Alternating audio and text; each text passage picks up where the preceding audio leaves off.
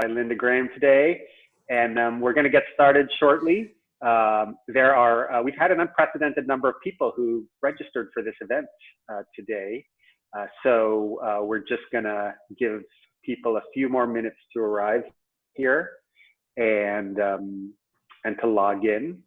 While we're waiting, I'll repeat this again, but while we're waiting, just so you know, of course, this is a Zoom technology, which is wonderful because you can always add comments throughout the webinar if you have a question that arises. And we also have the capability to have you directly, if you raise your hand, ask a question. And so we will invite anyone to send their questions via chat or raise their hand and ask a question, and we'll have a good portion of this that will be Q&A. So we'll reserve the second half, roughly 20-30 minutes for Q&A directly with Linda Graham. So again, welcome for those of you that are just logging in. We're waiting for other people to join.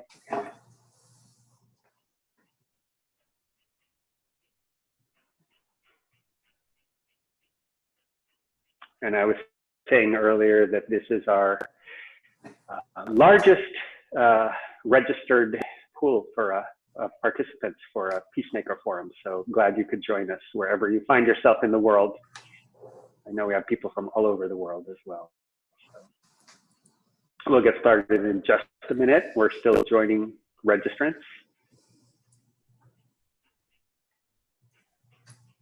Hello from Switzerland. Someone just chatted.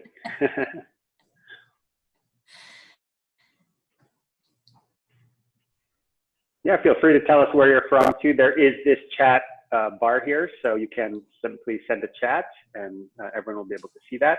Also, if you'd like to send a question or a comment privately, you can send it to me, and we have a moderator here too. So hello from Iran, from Iceland, Florida, Kauai, the Netherlands, Philadelphia. Wonderful.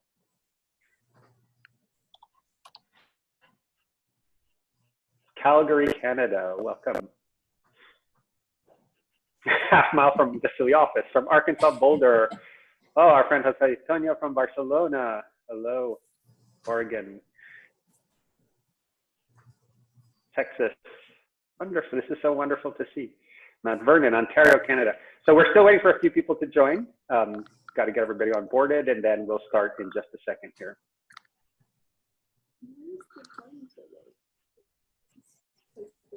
Because it's first West Coast. And then if you could just mute yourself as well.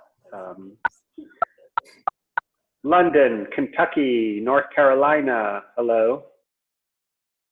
Okay, so we have many people already on the line, and welcome. Again, this is Philly's Peacemaker Forum. This is an event that we do, a free public event that we do roughly every quarter, and we try to invite thought and practice leaders, prominent thought and practice leaders in the fields of mindfulness and emotional intelligence and allied disciplines to join us and share some of their best tools with us.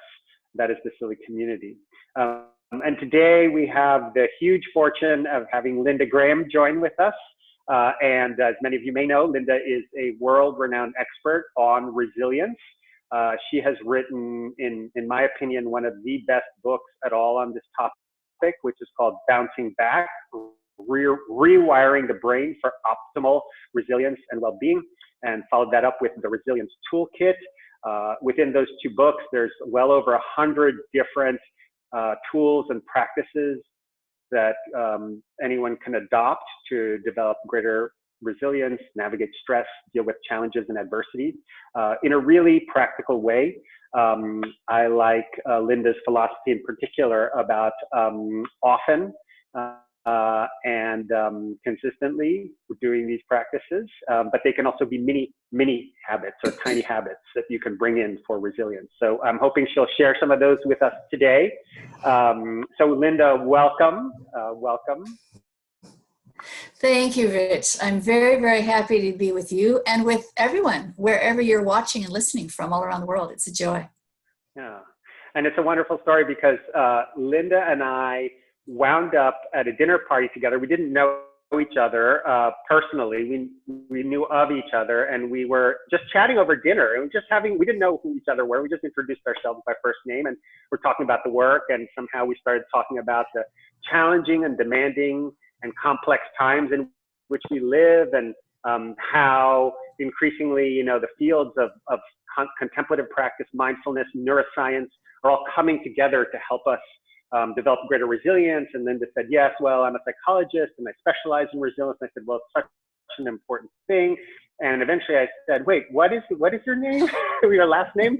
And she said, Linda Graham. And I have to say that I had one of those moments of being completely stunned by meeting one of my core teachers, because like I said earlier, her text and her model of resilience is something that I've referenced in my professional work, and we still reference here at Silly, really as the forefront of ways to think about resilience effectively. So it was such an honor, and then we started a conversation, and that led to us being all here today together. So Linda, we're just so thrilled, and I think that might be a good place to start, which is you have a very wonderful way to think about resilience, a wonderful model. Can you share that with us?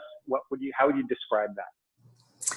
I'm happy to try to do that. And I also want to say that really I've learned so much about resilience from my own life experience, of course, and my own practice, but from being a psychotherapist and from teaching workshops and from posting online and from learning from other people all the time, the power and the strength and the courage of the human spirit to bounce back from challenge and adversity and even from trauma.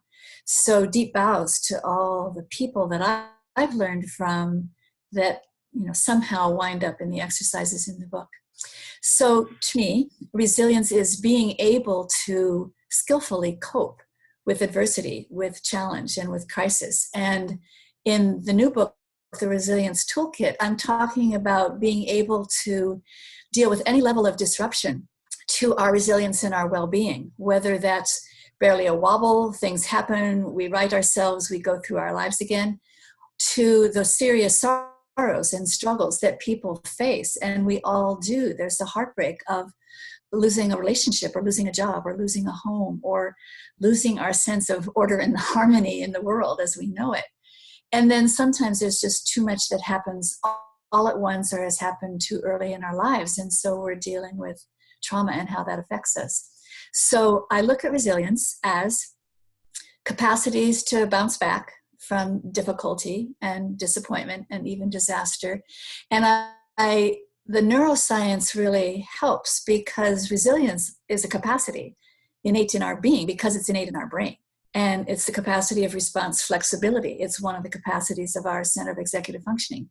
So anything we can do to strengthen how our brain works and strengthen that capacity of response flexibility to shift gears, shift perspectives, shift our views, and see more options, that's going to lead us to more resilience and well-being. And I do try to integrate the tools from various paradigms and various practices. So the neuroscience shows us that mindfulness and compassion are two of the most powerful agents of brain change known to science. So that when we practice our mindfulness, seeing clearly and choosing wisely about whatever is happening, but also about our reactions to what's happening.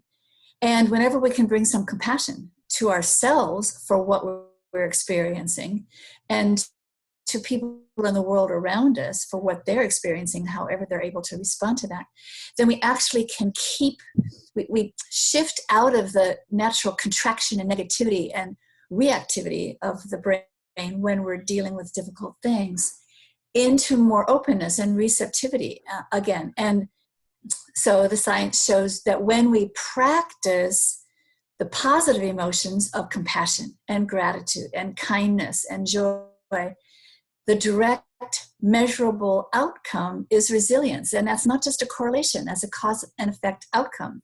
So we choose our practices carefully because we want to affect how our brain is responding to external stressors, but also the internal messages that we're giving ourselves about those stressors or about how we're responding to those stressors. We work with the brain to keep it more open again to new ideas, new possibilities, new options. And that's absolutely key when people are trying to move through and recover from any trauma and move through the other side of it into more possibility and a new sense of direction for their lives. So, yes, as we were talking earlier before we got on the call, I've sort of organized these tools in ways that I think might be helpful to people. By somatic intelligence and using our body-based tools to restore a sense of natural baseline equilibrium in the body and our nervous system. And using emotional tools to come back to a kind of, to deal with really disruptive, negative, flooding kind of emotions, but also to cultivate the positive to antidote that negativity bias and come back into a sense of emotional well-being so that we can manage our own emotions, manage other people's emotions as they're reacting to us, our emotions as we're reacting to them, and then to be able to tune in to what other people are feeling and actually try to be helpful or useful. Relational intelligence, and I talk about that both within ourselves, that we have our own inner secure base, that we're not caught in fear or anger or shame or guilt, and our skills of relating intelligently to others and how we're actually able to connect and reach out for help and offer help and set limits and boundaries when we need to, repair a rupture when we need to. And then there's the reflective intelligence, which is a lot of the focus of Silly, of our mindfulness practice, to pause and notice what's going on, to be with what's going on, to disentangle from what's going on so that we can have that witness awareness, a sort of observer perspective, and then be able to make some wise choices. So I try to offer and integrate those practices in my book, on my posts, in my workshops, etc. And I'm actually very much looking forward to the Q&A part of the call so that I can hear what people are actually wanting to focus on the most, what's going to be the most helpful to people. So looking forward to that. Wonderful. Yeah, thank you so much. And for the listeners, of course, I mentioned this earlier, but we want to open up half this time for you all to share your questions. So you can either chat them in, or later on you can just raise your hand and ask Linda directly. So we'll open that up about halfway through this call. But so Linda, I just wanted to go back because these 4 areas that you focus on for resilience seem really so essential, and we don't often always associate with each of those as a place where we can exercise resilience. In other words, the 4 categories being, somatic or body-centered experience, emotional awareness, reflective practices, and relational intelligence, right? So can you perhaps give us a sense in each of those what resilience looks like? What does resilience look like at the body-centered level, at the relational level, the reflective level? I'll try, and just rein me in if I get lost here. The somatic intelligence is using our body-based tools to regulate our nervous system. There is a natural baseline equilibrium in the nervous system. It's called the range of resilience in psychotherapy. It's called the window of tolerance in trauma work. And it's where we can actually feel calm and relaxed, but engaged and alert. It's our optimal way of functioning. And events in our lives, or our reactions to our events in our lives, can cause the nervous system to rev up too much. We activate the sympathetic too much, and we go into fear, anxiety, panic, or we go into anger, rage. Or when a life threat is serious enough, the nervous system will actually shut down in a protective way, and we go into collapse, we go into withdrawal, or even dissociation. So we want to be able to calm down the nervous system or reactivate it and re-engage when necessary so that we're in this range of resilience. And there are many, many good ways to do that. We can do that individually, but the best way to do that is through engaging with other people where we get to feel safe, and they help us recover a sense of safety in our own nervous system. So we use the social engagement system, and we can use touch, we can use movement, we can use breath, we can use our visualizations as a way of coming back into that sense of calm in the nervous system. That perception of calm and safety in the nervous system is what primes the neuroplasticity of the brain. It's what makes us more open to learning again. So it's very foundational. The emotional intelligence, of course, is to be able to attend and attune to our own feelings, but to make sense of them, to have empathy for them, but also to attune to and have empathy for other people's feelings so that we can do this dance. And I love this finding from Barbara Fredrickson in her book, Love 2.0. She talks about when people are sitting in physical proximity, making eye contact, sharing positive emotional experience, sharing a mutual care and concern for each other, their brain waves begin to sync up. They actually come into a resonance and a harmony. And she says that's what generates the feeling that she calls love, and that I would call trust and safety. So we reach out to other people and connect with them in a positive emotional way to actually help, regulate our nervous system and come into a sense of emotional well-being. So part of that emotional intelligence is a theory of mind to know that I am I and you are you, and I can be having my feelings and thoughts and plans and beliefs, and you can be having your feelings and thoughts and plans and beliefs, and we're two different people, and that's okay. And developmental psychologists say that we can develop that sense of theory of mind, that differentiation yet connection, by the age of 4. And not everyone has developed that capacity by the age of 4. So a lot of recovery resilience is recovering that capacity to be able to be safe and secure and accepting in our own being, and then accepting and compassionate for another person's being as well. So then going through my little hierarchy here, the relational intelligence within, I love this quote also from one of my mentors, Diana Fosha, that the roots of resilience are to be found in the felt sense of being held in the mind and heart of an empathic, attuned, and self-possessed other. So when we feel seen and understood and heard and validated and accepted and important to another human being, then we can take in that sense of self for ourselves as well. And that inner secure base, the research shows, is the best protection we have against stress, trauma, and psychopathology.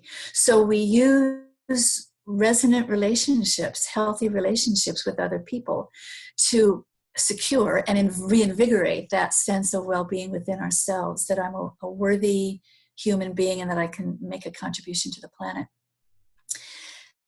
And then there are a lot of skills in relating to other people, and I have a slew of them in my books and on my website, but we do need to be able to trust ourselves and trust other people in relationships so that we can find refuge when times are tough, and so that people can be resources to us and help us recover our own resilience. So I teach a lot of exercises to create that sense of trust, again, in relationship. And that can include not just reaching out and offering help, but reaching out for and offering help, but being able to set a limit, set a boundary, negotiate change, repair a rupture, do a forgiveness practice. I mean, there are skills that we need to develop to be able to, I love this saying from Jack Kornfield. I just sat on him with retreat a couple days ago. We hurt people, and we are hurt by people because we are people. So just to recognize the vulnerability of our shared humanity and develop the skills so that we can relate to other people, including overcoming the us versus them bias hardwired into our brains so that we can actually overcome that reactivity and relate to people as fellow human beings. And then the reflective intelligence, and I teach mindfulness practice not just to be aware of what's happening and how we're reacting to what's happening, but to create a choice point in the brain so that we can actually notice that things shift all the time, whether we like that or not. Things shift all the time, and we can become skillful in learning how to create those shifts as well. We can discern the options and choose what is more wise and wholesome and let go of what's unwise and unwholesome. So there's many things that are important to these practices working together. One is what you already mentioned, and the phrase is from Paul Gilbert, who developed compassion-focused therapy in the UK, to do our practices little and often because the small micro practices are how the brain learns the best. It just makes changes that are small most efficiently, and to repeat them over and over and over again, because that's how the brain installs it in neural circuitry. So the firing of the neurons and the repetition of that firing is what allows our brain to learn a new pattern or to rewire an old pattern. So that's why I especially appreciate practices like mindfulness and self-compassion and gratitude, because they work little and often, moment by moment. The same paying attention and having acceptance of our experience moment by moment, again and again. So that was a run through. That's wonderful. What's Thank you. next? Thank you so much. So there are actually a lot of questions that are already starting to flood in about, how to then take some of these practices into specific contexts. And I know, Linda, you're somebody who has taught these, in refugee camps and, in educational system settings and in healthcare settings with clinicians. So you've seen a broad, and in corporate settings, so you've seen a broad array of ways to bring this in. And the really questions are around, how do you start offering these practices that are so beneficial to people in, for example, command and control corporate settings? There's somebody who asks about how to get started, who works at the Oakland Unified School District. So broadly, what are some best practices for bringing these tools into organizations in your experience? Well, so here's my experience and my view.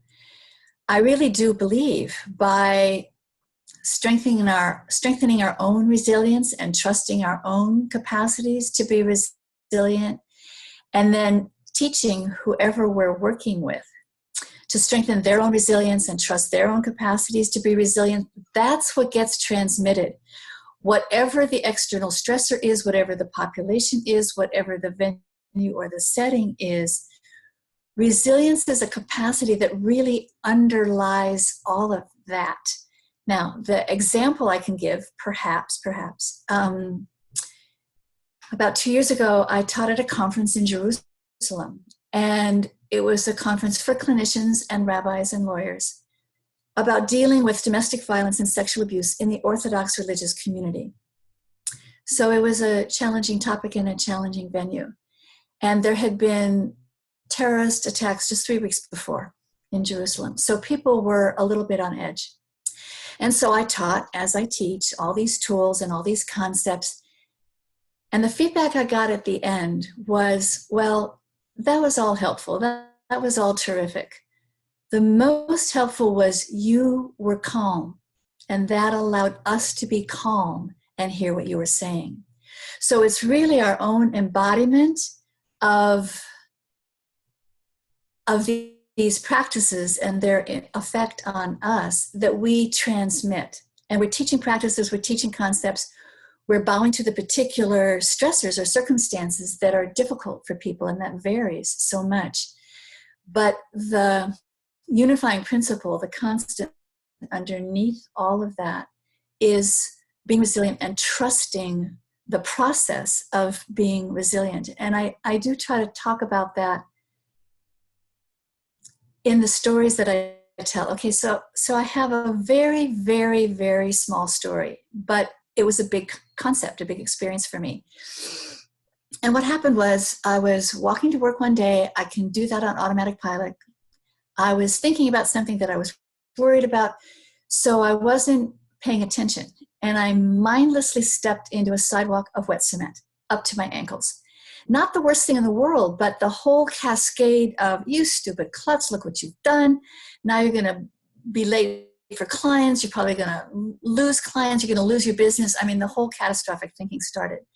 And I realized in that moment, wait a minute. I'm not the only person on the planet that made a mistake today. It's probably not the only mistake I'm going to make today. I can probably approach this differently, and I need to shift my attitude here. So I did that. I got out of the sidewalk. I took my shoes out of the sidewalk. There happened to be an apartment building nearby that had an outdoor water faucet. This is a true story. So I started washing off my shoes, and then I realized, this happens, shit happens, but shift happens too. And if I can shift my attitude, if I can approach this differently, this is going to be all right. And then the construction workers came over, they gave me some paper towels. I'm grateful to this day. They were kind. They were not at all teasing me or demeaning me, no humiliation. And so I really got it. You know what? If I can shift my attitude in this moment, in these circumstances, I can shift my attitude in any moment, in any circumstances. And that's the big shift. Shit happens, but shift happens. If I can shift in this moment, I can shift in any moment. Now, the moments may take a few days or months sometimes, but to deeply trust that truth, that I can shift my attitude, I can open up the options again, I can find my way through this loss and trauma. That's what we're really trying to convey to people. And then we can get down to the specifics of how you handle someone who has mental illness, or who is bored to death in your classroom, or who just had a demotion at work, or who just found out their husband was killed in Iran. I mean, the circumstances will vary, and the underlying principles of being mindful, being empathic, being compassionate, being persevering, those stay true. Thank you. Yeah. And it reminds me, you have this concept of neural cement, or I love how you describe shifting out of the neural swamp or neural cement, sort of a fixed way of response pattern, and then shifting perhaps to a more adaptive or flexible coping strategy. So that's a key concept that you're pointing to, Rich, and those ideas come from my colleague Bonnie Badenoch. So Bonnie's well-versed in attachment theory and attachment trauma, as I am. And when you look at the developing brain, how a young baby, infant, toddler, child gets to interact with people around them shapes the development of their own brain. It shapes the functioning and the maturation of the prefrontal cortex. So when people are seen and responded to and valued, then that shapes the development of our executive functioning in a very, very good way. And if instead children are ignored or neglected, or if they're pulled into somebody else's orbit, they can't be their own person, or if there's been too much trauma, then that's what creates what Bonnie calls neural cement, too rigid in our functioning, can't take in a new idea, or neural swamp, that the functioning of the brain hasn't quite gelled and we seem a little chaotic in how we respond to things. And the idea of recovering our resilience is to strengthen the functioning of the prefrontal cortex again, so that it can be stable and flexible. It can flow between focusing on ourselves, focusing on other people, focusing on the world as is needed. And so all the exercises I teach are intended to strengthen the functioning of the prefrontal cortex so that we can actually use all these intelligences in an integrated way to be resilient and to make wise decisions. So part of mindfulness allows us to know when we're caught in a repetitive thought pattern. We've already thought it 10 times this week. To see when we're in our emotional reactivity, our higher brain is really not online. But the mindfulness lets us know that. We get to see whether what we're doing is working or not working, and not going into any shame, guilt, regret about that, but just keeping the plasticity of the brain open to learning, feeling safe in my body, feeling safe in my being. Let me try something different. So that's why I like, I do teach some of the basic neuroscience, and I found my clients, my workshop participants like knowing a little bit about how their brain works, because it gives them a sense of mastery and competence and strength within themselves then to meet whatever they're needing. So it's important to know these principles of little and often, mindfulness and compassion, making sure that there's flexibility Wonderful. in how Thank you.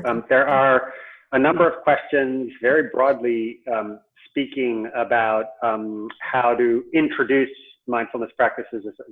The last question, similar to the last question I asked, I actually think you already answered that, which was embody it first, and then that's a kind of a pathway. And that is an approach that we see all the time. It's how SIY started, actually, which was back at Google. We had this idea called launch and iterate. which means make an offering, right? If you're embodying it yourself, you're able to offer it, and it doesn't have to be anything formal at first, because we have a lot of people on the chat bar here saying, well, I work in a public sector organization or social service at the bottom of a social service organization. I'm assuming not a lot of resources. Sometimes people are alluding on this chat bar to resistance that they face, but this notion of perhaps embodying it oneself is something you've spoken to as, like in that example you gave in Israel, where, you know, your own state really had a effect on the participants. Yeah. And I also, when I don't always teach mindfulness when I'm working with clients, but what I will say very, very often is, what are you noticing now? It's just asking for a kind of neutral reflection. What are you noticing now? And then whatever is going on, and can we be with that? So those are the first two steps. What are you noticing, and can we be with it? Because that's the process. I don't have to use the word mindfulness or compassion, but that's the process of actually being with the impact we're having because of a stressor. I do want to say something about resistance, because as I teach about working with emotions, there's usually a message in the emotion. There's usually a message in the resistance. And so if we understand that emotions are signals from the body, pay attention. Something important is happening here. When we listen to the message, then the emotion can subside. It's done its job, and we can respond to the message. So when people, there's usually some reason for that. Everything we do has some reason that's understandable if we can plummet deeply enough. And so whether that's fear or anger or shame, trying to get to whatever is underneath the behavior of the resistance, so that the person feels met and heard for who they are and for whatever's going on for them. And that's already an example of resilience. That's what we do when we meet resistance, toxic people, difficult situations in our government or our environment, is to be able to stay grounded and open ourselves so that we can respond wisely, sometimes compassionately to what's happening. Beautiful. So perhaps that's a good segue to a practice component of today's webinar, and then from there we can open it up for questions. So perhaps we can think about, is there a practice that you might like to share in the spirit of little and often, that can be that's a little practice that can be exercised often, perhaps around the theme of self-acceptance or self-compassion, as the basis of compassion. So the first exercise that I teach everywhere, because it's one of the most powerful and one of the most portable, is hand on the heart. And it's powerful enough to calm down a panic attack in less than a minute. And so I could just very briefly lead us through it, but then talk about the neuroscience behind it. So it's simply, I wound up closing my eyes because that's how I do this exercise. You put your hand on your own heart center so that you can feel the warm touch of your hand on your heart. And then you begin to breathe a little more slowly, deeply, gently into the heart center. And if you wish, you can breathe in a sense of ease or peace or goodness or safety into the heart center. And then you take a moment to remember a moment in a relationship where you felt safe and loved and cherished. So this is not the entire relationship, it's just a moment. And this could be with someone you feel close to, like a spouse or a child, but it could also be a friend, a therapist, a spiritual figure. It could even be a pet. And you simply remember this moment when you felt safe and loved and cherished. And you evoke the feelings in your body as you remember that moment. You let the warm glow just kind of wash through your body. And we'll stay here for a few seconds, just letting yourself bathe in the feelings of feeling safe and loved and cherished.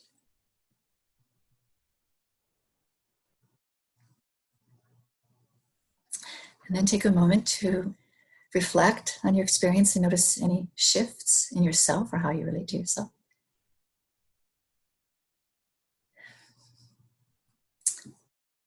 And then you can open your eyes if you close them, as I sometimes do. I recommend when people are learning this technique to do it little and often, to practice it 5 times a day as you go through the day.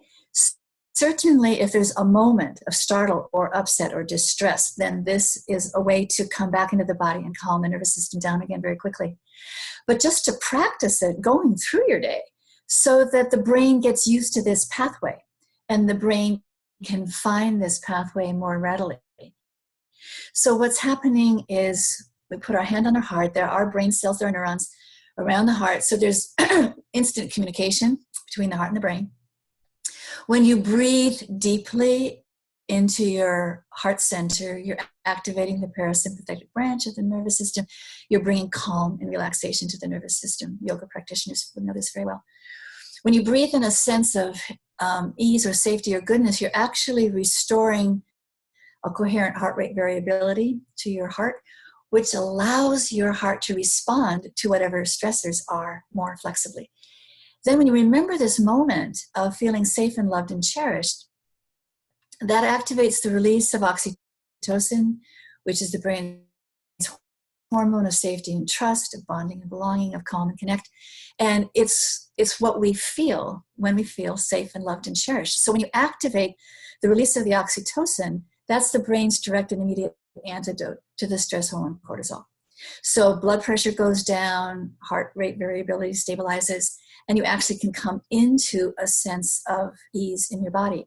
It's activating the social engagement system, even in your imagination, even in your memory.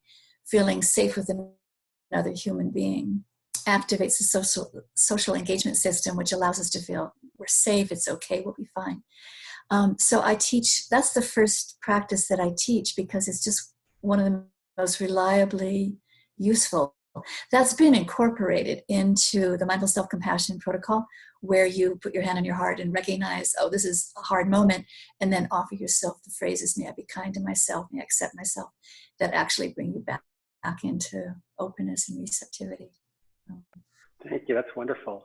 And are these tools broadly applicable from sort of everyday stresses all the way through the spectrum to, for example, traumatic experiences? What do you find with regard to Right. So in the book, I try to teach practices from simple to complex, because as we train our cells and our brains to respond to situations that are not so overwhelming, then we're building the foundation, the neural platforms, to actually be able to respond to situations that are more challenging, more difficult, or to respond when we're flooded, when we feel overwhelmed and our higher brain isn't working online so well. So we come back to a place where we can be in our range of resilience in our nervous system first. But I have a great deal of respect for how much we need to be able to cope with barely a wobble all the way through something that is traumatizing, something that upheavals our lives and changes it forever as we might have known it. And so, yes, these tools are applicable, especially when they're practiced and especially when they're integrated. So people need to find what works for them and what works for them in this situation or that situation or with this person they're dealing with or with that person they're dealing with. The tools will vary. But the idea is to know we can build a toolkit, a toolbox that we can draw on. And I told the story, again, some of my examples are not the most tragic things in the world, but I'm trying to illustrate the process of resilience. So I'm telling the story in the new book where I was teaching at Shivananda Ashram Yoga Center in the Bahamas. It was my 4th time there.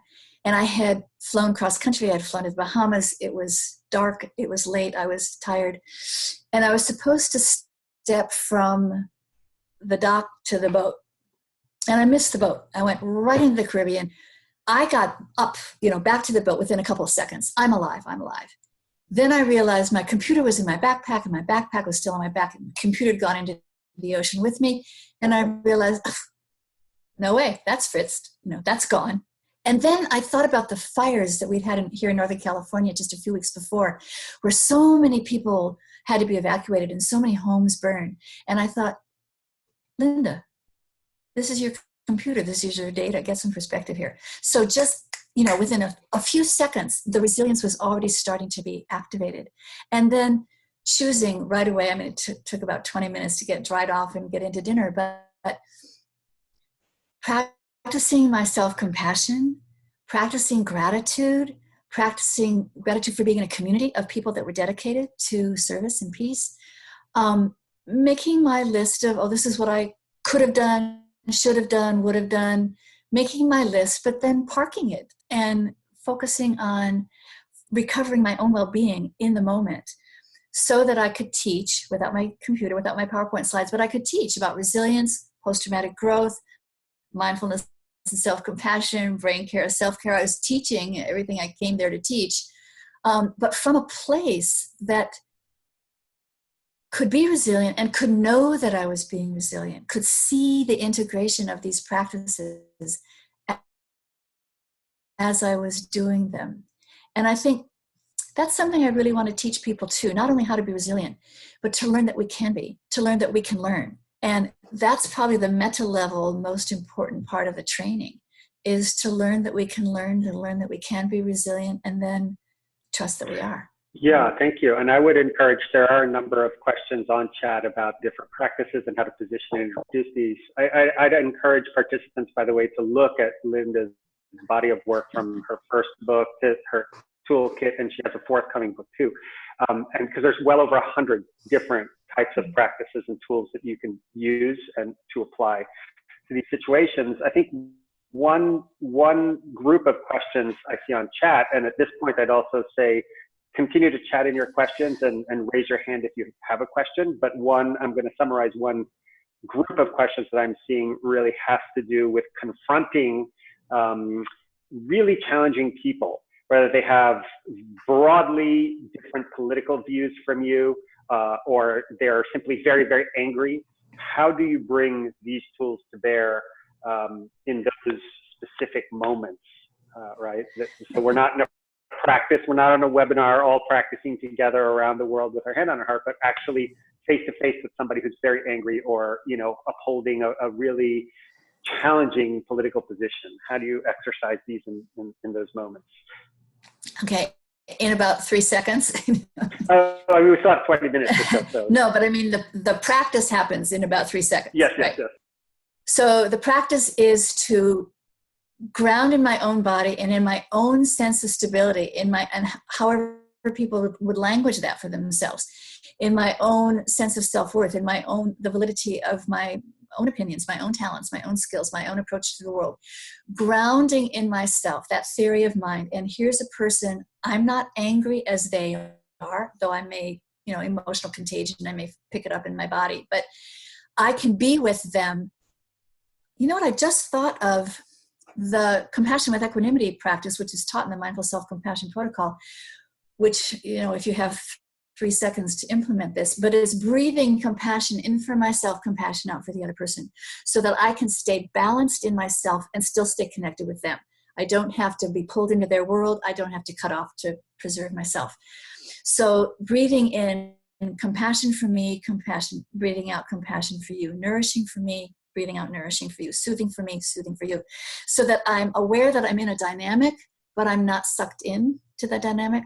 Okay, so those are the first 3 seconds. Then trying to mindfully pay attention. There's all these emotions, there's these different views. I could be pulled into an argument. I could want to react myself. And as much as possible, I'm not saying that I do this all the time, but I've been a therapist for 25 years. So I try as much as possible. What's going on with you? What's going on with you? Your view, how did you come to this? Why is it so important to you? What matters to you between you and me? Not always not always easy, not always possible, but to maintain a sense of connection while differentiated. Then I try to engage in a conversation, not just hearing somebody's rant and not coming back with my rant, but and it's always important to value the person and the relationship more than the opinion, more than the point of view, more than the argument you're trying to win. So paying attention to the person and to the dynamic and staying grounded in there, because that's the refuge and the resource when you're interacting with another person.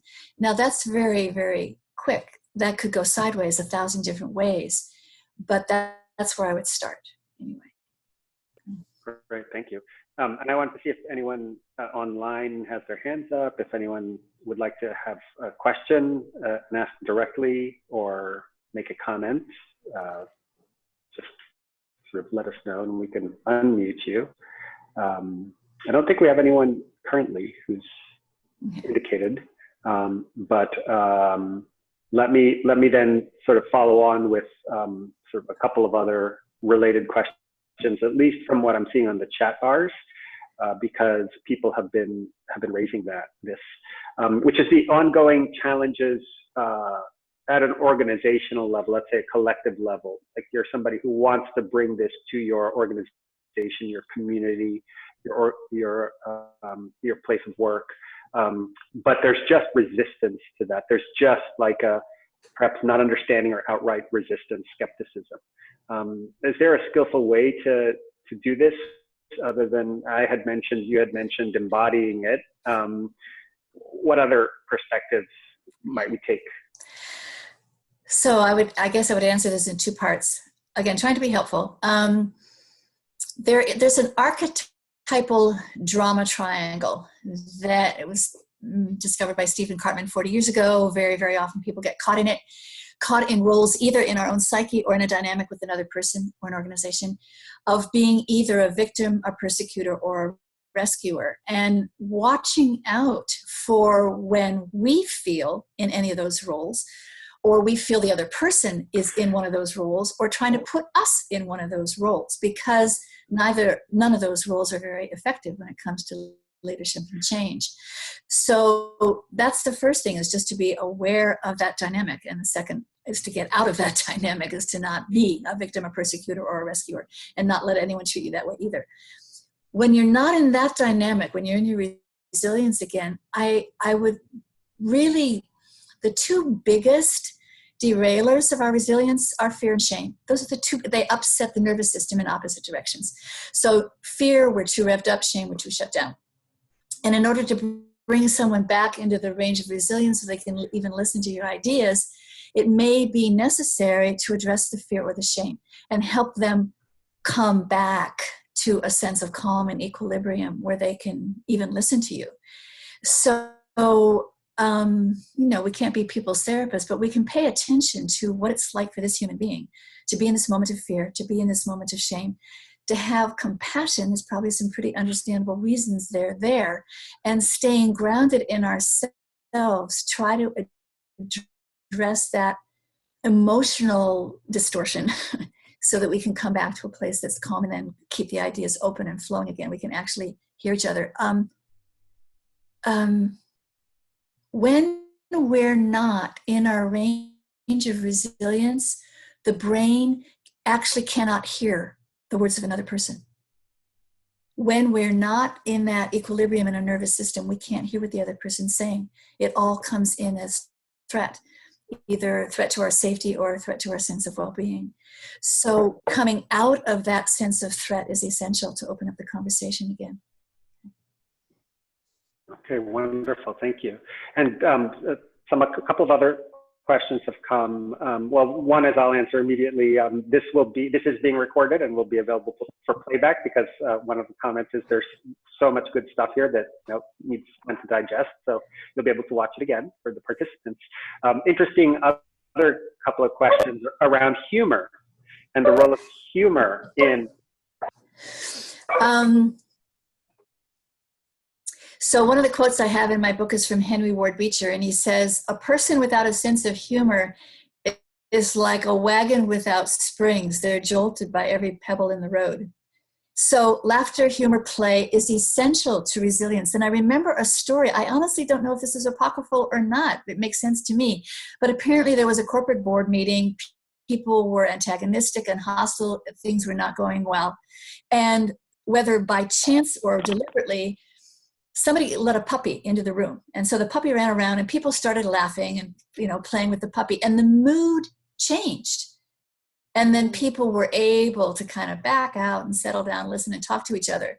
So it's also important not just to keep the brain open and functioning, that's true, but laughter, play,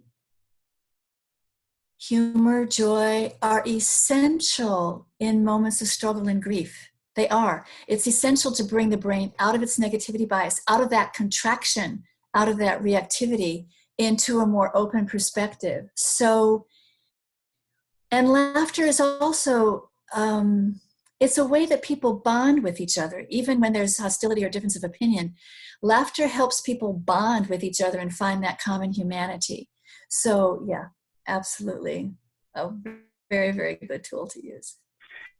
And a related question is about children, that children seem to be much more resilient than we are. Certainly they seem to laugh a lot, but are there other qualities that children or childishness or playfulness bring to this whole conversation about resilience? Well, I might give a different twist to that. I think children can be very resilient, and they certainly can be very playful when they feel safe in their family, in their home, in their community. And people learn to be, children learn to be resilient, not just by watching resilient role models around them, that certainly helps, but by the capacity of resilience being nurtured and fostered and supported by the people around them. And so I think the same is true for us, even in our adult functioning. We're going to be more resilient when we are around people who are resilient, who believe in our resilience, who help us recover our resilience again. So, hanging out with healthy brains is a phrase from Dan Siegel at UCLA, but it's just so central. We hang out with other people who are resilient. We have our circle of support. We have our team. We collect our positivity portfolio of comments from other people who have found us to be resilient or kind or brave or whatever. We rely on our connections with other people all the time to be resilient. And in fact, that's, our social connections has been found to be the single best predictor of longevity and well-being. So connecting with other people is a tremendous support for children and for us as well to be resilient. It's essential. Yes, I know from your work you have this notion of resonant relationship. Can you just elaborate on that too? Because we are talking about the importance of being connected and having positive relationships. What does that mean, resonant relationship? So, we connect with people through common interests and common values and common ground, through common tasks and common purposes and common causes. But the connections actually happen at the level of the body, at the level of our brain, at the level of our emotions. And that's part of the emotional contagion. We can pick up when we feel safe with someone, when we feel unsafe with them, whether that's us or them, but we can pick up that feeling. And so resonant connections are when we're in sync. That happens in the brain, in the communication between two people. One of the things I do love to teach it's from Albert Mehrabian in his books. 93% of emotional communication between people is through facial expressions and body language, through tone and prosody of voice, through the rhythm of the voice. Only 7% is in our words. So we connect, we resonate with people, mostly non-verbally. And so that's the foundation of a resonant relationship. It helps to have common values and common ideas and common purpose. But really, it's a feeling of clicking, of being in sync, of feeling safe. And that's what I mean by a resonant relationship. And so a lot of our practices of empathy, compassion, taking the broad view, is to help us be in resonance with people, even when the views and the goals might be different, because that's how we could work together. Yeah. And if can just would like to remind someone, put yourself on mute because it sounds like we have background noise from someone. And thank you for that answer. And just to sort of follow on with that, are there things that promote resonant relationship these days, especially when we consider technology? We have ways of connecting, right, from social media to even ways like this. We can get a sense of you, for example, perhaps each other. But are there ways that we can be actively thinking about to cultivate resonant relationship, and what might some of those be? Well, you just mentioned the digital technology, and I really promise not to go into a full-scale rant here, but the research that's coming in about the impact of being on our devices on our brain and on our relationships, and thus on our resilience, is not always good. And being on our phones and our computers and impacts how well our brains are able to maintain attention and concentration. It decreases our ability to empathize with other people and to even be tolerant of other people's emotions or our own emotions, because they can feel kind of messy and we may be losing the capacity to deal with that. It impacts our capacity to tolerate boredom and to be in solitude. And so we're losing the capacity even to be able to reflect on ourselves and our own experience and have our own thoughts and have our own new thoughts. And so besides that, the programming for these devices is designed to be addictive, and more is coming out about that now, that, you know, every ping in the way apps are designed activates the mesolimbic dopamine pathway of reward. And so we get addicted. We want that sense of reward and satisfaction. I'm connected, I'm loved. And so one of the things we can do to actually save our capacities for resonant relationship is to spend less time on our devices. And, you know, the average American is on a device 40% of their waking time. That's a lot. Teenagers, 50%. So to be able to walk out in nature, to play with your puppy, to read a good book, to connect with people face to face, heart to heart, person to person, to actually pay attention to someone's emotional well-being and ours when we're with them. It little and often, it all matters and it all counts.